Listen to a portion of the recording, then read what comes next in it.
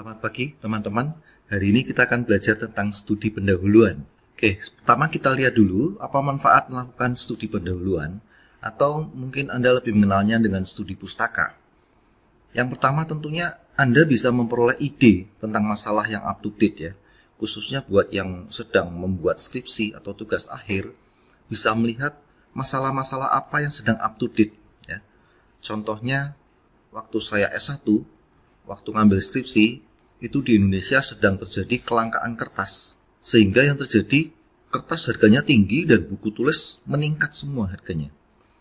Nah itu saya angkat, apakah dengan harga yang meningkat itu, penjualan buku tulis akan menurun? Itu contoh ya, kenapa kita harus melakukan studi pustaka. Lalu yang kedua, menggali teori. Ya. Di dalam karya tulis atau skripsi, itu pasti Anda menggali teori. Nah, makanya ini diperlukan studi pustaka. Lalu yang ketiga, untuk mencari metode analisa.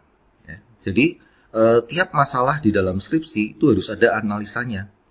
Anda mengembangkan sistem pakai apa, atau kalau penelitian ya, meneliti pakai apa, apakah regresi, korelasi. Makanya kita perlu melakukan, melihat skripsi-skripsi kakak kelas, atau melihat jurnal ilmiah. Seperti. Lalu yang keempat, itu menghindari duplikasi.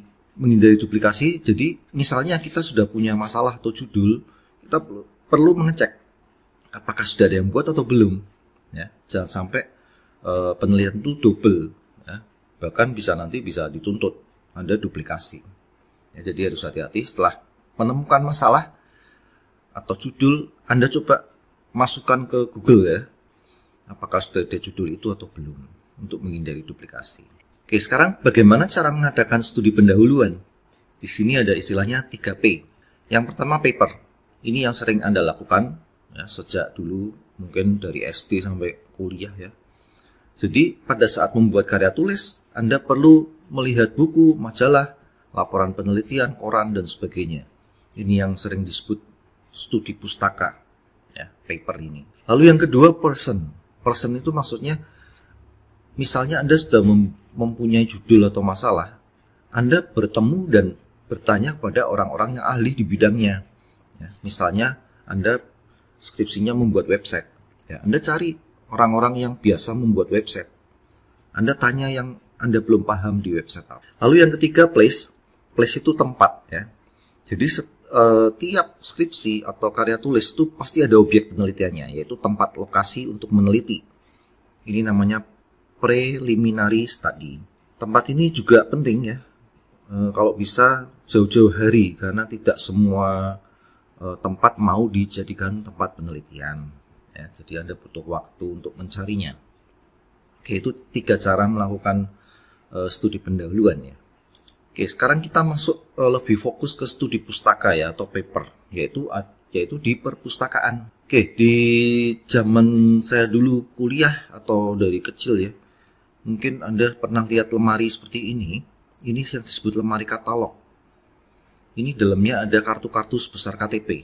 Ini biasanya ada huruf abjadnya. Ini mungkin masih baru, belum dikasih abjad. Ini dari A, B, C, dan sebagainya. Tapi sekarang lemari ini sudah tergantikan oleh computerized ya. Nah, tapi tetap Anda pelajari ya, apa yang disebut kartu di sini, yaitu katalog. Karena siapa tahu Anda membuat sistem atau Anda bekerja di perpustakaan, Anda harus tahu katalog itu apa. Katalog itu adalah salah satu kunci untuk mengetahui bahan bacaan yang ada di sebuah perpustakaan ya. Jadi ini judul-judul buku yang ada di perpustakaan. Di perusahaan tersebut, misalnya judul bukunya ada 3.000 ya, di sini ada 3.000 judul di dalam lemari ini. Ya, itu katalog. Fungsinya apa sih ya? Fungsinya kalau sampai perpustakaan itu besar sekali ya, sampai lemarinya jentrek-jentrek itu. Sampai banyak sekali, Anda tidak mungkin mencari tiap lemari kan, tidak mungkin mencari tiap rak ya. Makanya Anda perlu ke katalog ini, karena di katalog ini nanti akan terlihat lokasi di mana buku itu berada. Ya misalnya sampai 40 rak, Anda tidak mungkin mencari satu-satu, makanya butuh katalog ini. Ya, katalog itu seperti Anda membuat daftar pustaka itu ya. Jadi ada pengarang, penerbit, judul buku, tahun terbit. Nah ini yang beda ini nih, kolesi. Kolesi itu jumlah halaman dari buku itu sama anotasi. Anotasi itu bab-bab yang penting dari buku. Lah tiap Buku itu memiliki 3 kartu katalog ya, berdasarkan pengarang atau author card, menurut isi subject card, dan menurut judul title card. Jadi kalau zaman dulu itu ada 3 lemari, ini dipisah satu-satu. Pengarang 1 lemari, menurut isi 1 lemari, judul 1 lemari. Nah, tinggal kamu pada saat ke perpustakaan tuh ingetnya yang mana? Apakah judulnya, apakah pengarangnya, atau isinya gitu. Nah, Anda lari ke lemari itu. Itu katalog ya. Tiap buku ada 3 katalog. Kita lihat satu-satu. Ya, ini katalog tuh isinya seperti ini. Ya. Nah, ini besarnya se-KTP kecilnya. Ini biasanya atasnya dilubangi untuk digantung. Ini pertama, katalog menurut pengarang. Nah, ini kode buku. Ini yang biasanya nanti digunakan di rak lemari. Jadi misalnya KL 250, Anda harus menuju ke lemari Ki. Nah, ini di sana ada buku ini. Ya. Jadi urutannya seperti ini. Ini kode buku, ini kode pengarang, lalu ini nama pengarang. Ini buku saya soalnya. Victor AS, ya, judul bukunya Strategi dan Langkah-Langkah Penelitian. Untuk katalog menurut pengarang, nama pengarangnya huruf besar semua, capital ya. Yang lainnya huruf biasa. Diterbitkan oleh Graha Ilmu Yogyakarta tahun 2012. Nah, ini yang kolesi dan anotasi itu. Jadi ada ini halaman, gambar, tabel, nah ini anotasinya. Ini judul-judul yang penting dari buku itu. Ini menurut pengarang. Kalau ini menurut judul, nah posisinya tinggal dibalik, judulnya yang nomor 1 dan huruf kapital, yang lain huruf Latin. Tadi kan nama di atas ya, karena menurut pengarang. Kalau menurut judul ya, judul yang di atas. Yang lainnya sama. Oke, lalu yang ketiga menurut isi, ya ini yang beda sendiri. Anda harus tahu ini strategi dan langkah penelitian itu buku untuk apa, untuk mata kuliah apa. Nah, ini buku ini untuk kuliah metodologi, makanya di sini dituliskan metodologi penelitian. Ini yang agak sulit pembuatan katalog menurut isi, karena Anda harus ngerti judul ini masuk ke ilmu mana seperti itu. Ya. Karena zaman sekarang beda dengan zaman saya kuliah dulu ya. Zaman kuliah dulu, kuliah metodologi ya bukunya judulnya metodologi penelitian, simpel banget ya. Tapi sekarang saya ngajukan itu nggak boleh. Kemarin waktu ngajukan buku ini ditolak. Judulnya yang menarik, jangan judul mata kuliah seperti itu. Ya. Makanya saya ganti judul strategi dan langkah-langkah penelitian. Ya, yang lainnya sama. Ya, itu penulisan katalog. Ya. Oke, sekarang kita akan belajar ini. Ini kode ini ada caranya. Pembuatan kode buku ini ada caranya. Ada 2, yaitu LC dan DD. Kita bahas LC dulu. LC itu Library of Congress. Ya. Ini yang cocok untuk perpustakaan-perpustakaan yang besar ya. Caranya, klasifikasi besar itu dinyatakan dengan huruf. Seperti tadi KL ya. Itu klasifikasi besarnya atau ilmu utamanya apa. Lalu kalau ilmu klasifikasi besar ini masih ada klasifikasi lagi, masukkan menjadi angka. Seperti itu. Jadi huruf dan angka.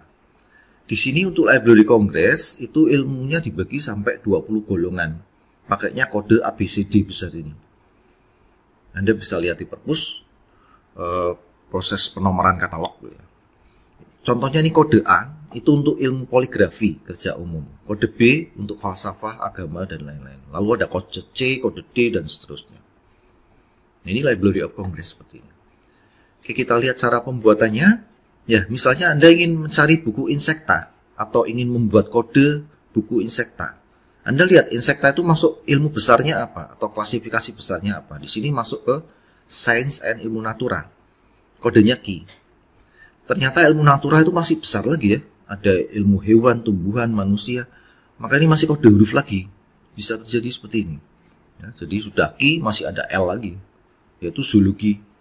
Nah, di dalam zoologi itu ada insekta, yaitu nomor 460. Nah, tinggal digabung jadi kode buku insekta KL 460. Itu cara pembuatan Library of Congress ya, atau LC. Sekarang DD atau DW desimal ya. Kalau ini model karenanya namanya aja desimal, maka kodenya terdiri dari angka saja. Ini cocoknya untuk perpustakaan yang kecil, ya, jadi koleksi bukunya tidak banyak. Anda lihat ilmu pengetahuan hanya 9 ya, jadi separuh dari LC.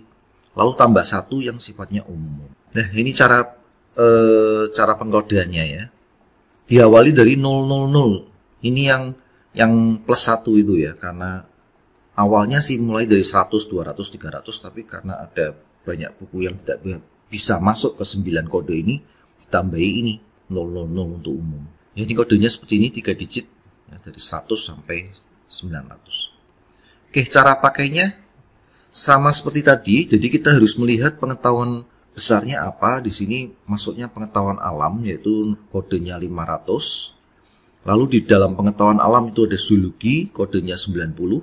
Jadi di jumlah 590. Lalu dalam zoologi ada insekta, kodenya 5. Jadi 595. Ini kode buku untuk insekta. Itu cara pembuatan kode katalog ya. Oke, lalu di dalam perpustakaan tuh sebenarnya banyak sumber bacaan ya, tidak hanya buku cetak. Mungkin Anda taunya di perpustakaan isinya buku cetak ya. Sebenarnya ada beberapa macam ya. Yang pertama buku teks, ini yang sering Anda jumpai di perpustakaan ya. Ada buku teks itu ya, buku cetak itu yang wajib untuk kuliah ya. Lalu ada juga buku jurnal. Jurnal itu isinya penelitian-penelitian. Ya, biasanya tiap perguruan tinggi punya jurnal. Contohnya di STIMIK ada jurnal ICTech. Ya, ini ada 2 model ya. Ada review jurnal. Ini satu cabang ilmu pengetahuan. Contohnya di STIMIK kan core-nya komputer. Ya, jadi jurnalnya jurnal komputer. Kalau di universitas kan ada beberapa fakultas. Itu tiap fakultas harus punya jurnal masing-masing. Misalnya kalau ada fakultas peternakan ya jurnal peternakan. Ada fakultas pertanian ya jurnal pertanian, seperti itu. Jadi tiap fakultas punya jurnal masing-masing. Lalu yang kedua ada abstrak yang berbentuknya abstrak jurnal ya. Jadi bentuknya abstrak-abstrak saja. Ya, ringkasan-ringkasan abstrak. Lalu yang ketiga buletin. Buletin itu tulisan ilmiah pendek yang terbitnya berkala. Ya. Lalu referensi. Buku referensi itu buku petunjuk ya. Mungkin Anda sering menggunakan, contohnya ini kamus ya, kamus bahasa Indonesia Inggris, itu referensi secara langsung ya. Jadi misalnya Anda menemukan kata Independence Day, apa itu di Independence Day? Anda cari di kamus Inggris Indonesia.